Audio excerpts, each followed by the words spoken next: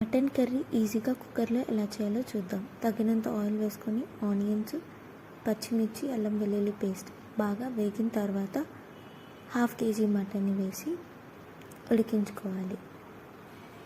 ఉడుకుతున్నప్పుడే కొంచెం మంచి స్మెల్ వస్తుంది.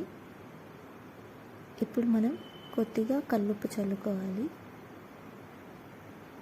బాగా మిక్స్ చేసేసి కొద్దిగా పసుపు. ఇప్పుడు మనం పేస్ట్ చేసుకోవాలి. టమాటా, ఆనియన్స్, కాజు, దాల్చిన చెక్క, లవంగం, ఇలాచి ఇవన్నీ పేస్ట్ చేసేసి దీంట్లో మిక్స్ చేసేసుకోవాలి. బాగా ఉడికిన తర్వాత కొద్దిగా కారం చల్లుకోవాలి.